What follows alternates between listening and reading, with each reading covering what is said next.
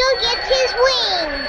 So yeah, now our number one movie, as we mentioned before, It's a Wonderful Life, and we're going to transition now to talk about like just real fast to give um in case you haven't seen It's a Wonderful Life, set up the premise.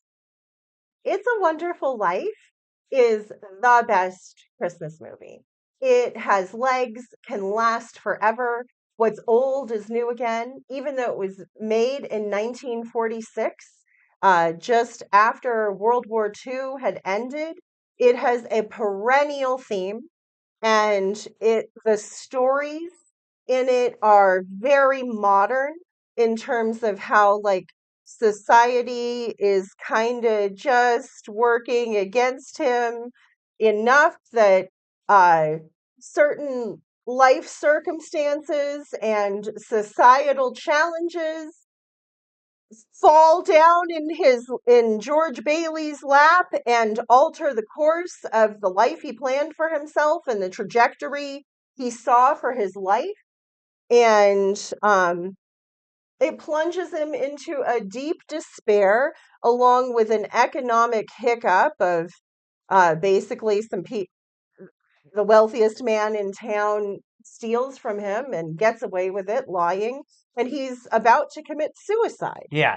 So basically, George Bailey is like kind of the stand-in for like an everyman character, and he but represents like kind of like the best of people. Like that's what he really is. And like so basically the story is it's about him and like some of the things that have happened in his life. Like he saves his brother early on in the movie When he's 12 years when he's old. 12 years old, which results in him losing his hearing in one ear. Mhm. And this kind of sets the path of sort of him kind of getting kicked in the pants and not really, every time he kind of gets close to doing what he wants to do, something holds him back. And essentially, his family business is the savings and loan in the town. Mhm. And Potter is like the enemy who owns the bigger bank and is trying to take over, essentially slowly taking over the town, and is like an oligarch type. Yes, who's trying to make their place Pottersville. Right. He literally wants to just, make it a company town, all centered around his fiscal greed. Right.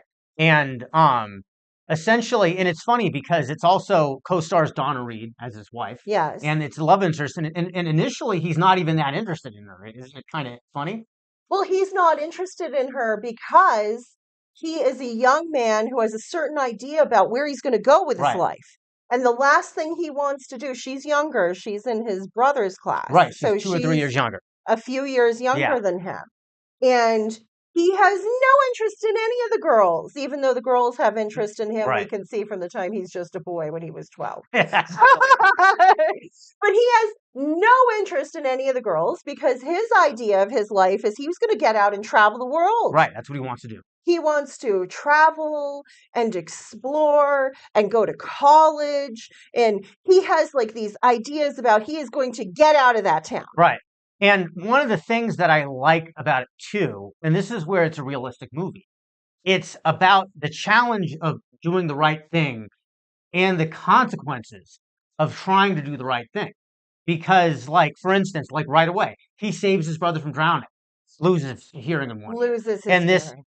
plays prevalently in the movie because this is one of the reasons why he can't volunteer and fight in World War II, because he's disqualified. He's ineligible. He's ineligible. Because he's disabled, Right. and most of the men who stayed behind had some kind of some reason they were not Right. eligible to fight. Yeah, but the happy consequences of it is his brother becomes a war hero. And his brother goes on to save Yes. hundreds of lives. Right. The other thing is, remember when he goes deaf in his ear Mhm. and he's working at the pharmacy? Oh, it's the most heart-wrenching, one of the most And- heart-wrenching scenes. in the Oh movie. my God. Oh my it gosh. tears me up. Yeah. And it's funny because, like, I've watched this movie since I was a child and had the childhood experience of watching the Yeah. movie. And now I'm a mother of small children and I'm having that experience. And oh my God, it just like rips your heart out of your chest, Right. and shows it to you. Yeah. Crushes it because the pharmacist's son dies. in World in War, was World it War World War One? World War One. Yes, And right? Yeah. I think And so. he dies in the setting for the movie. Right. Um, and he receives a telegram, and he he becomes he leans into alcohol Overcome with grief. as Yes. overcome with his grief.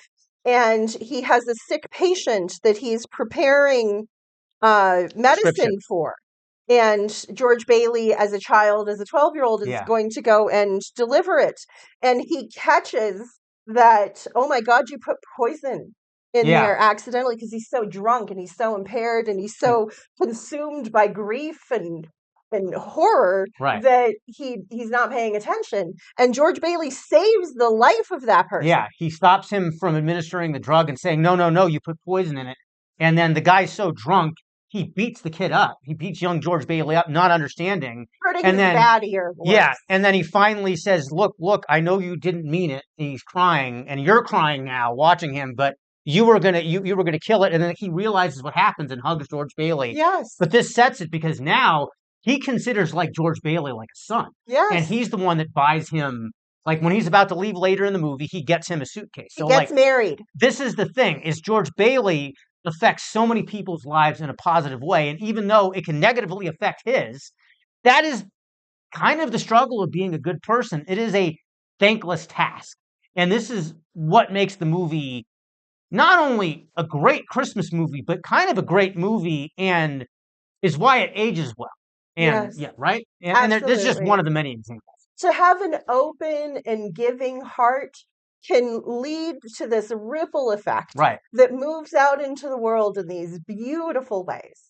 right. So, to go back to the premise of the story, he's about to commit suicide, and an angel. What? We got to make sure we know why though. Okay, Because you like go so ahead. just real fast. So as I mentioned earlier, his family runs a savings and loan. And when he tries to leave to go on vacation, his father has a stroke and he has to take over the business. And this sets up the first real big confrontation between him and Potter because Potter's trying to take over the bank, right? Yes. And so, you know, he basically revitalizes the town through his kind of like good business sense and everything else and builds people houses and all this stuff. And this leads up to the end of the movie where like Potter robs him. Basically his drunken uncle kind of like leaves money out and Potter takes it. Right? This whole describe Potter. So we set the stage so people understand in case they haven't seen the movie who Potter is. Honey. Lionel Barrymore as an older man who is very much kind of like the Citizen Kane sort of type, Sort of. in his worst aspect of ultimate uh, oligarch, right? Hmm. And he steals the money. The drunk uncle like accidentally like wraps the money up in a newspaper and he hands it to him or He leaves puts it. it I can't. down And then yeah, as he he's loses and it. then the guy old man basically takes it while he's not looking. Yes. And it's $8,000. $8,000 in 1930s Right. America is a shit ton of money. Right. And the bank examiners are there. Yes, So they're gonna out close the money and they're bank going to close the bank. And this is and arrest them. what sets. So basically, this is like Christmas Eve. He's basically ruined because, of course, they don't know that Potter They stole the don't money. know. He's And got they to, never find out. right. And he's got to go and beg Potter to help. And of course, the guy is basically going to call the cops on him, knowing he's stolen George Bailey's like savings and loan money. And this is what drives him to like, a drunk depression. And sorry, I interrupted you earlier, but I wanted to make sure that our listeners and audience understand the premise in case they haven't seen the movie. Well, you have to watch the You have to watch the movie. And the We watch it every year. movie is an amazing movie. Yeah. Even the black and white, there's a color and a black and white version. Even the black and white I've watched with my children who are small, and when they were very little, they would complain with some frequency.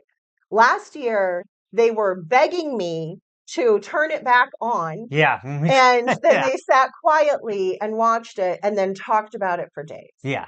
So that right there is a reason to watch the movie. Yeah.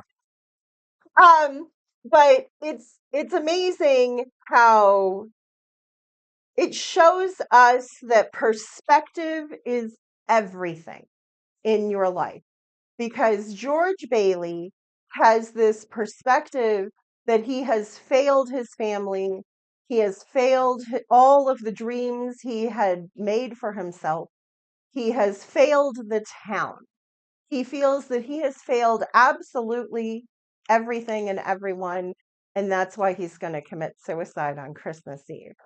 Um, and I love how there's an angel, Clarence, up in, heaven, who gets called over and sent down to earn his wings on this one. Mm-hmm. And he's like, oh, what's wrong here?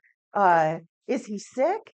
And I think Saint Gabriel maybe I can't is remember. like, oh, no, much worse.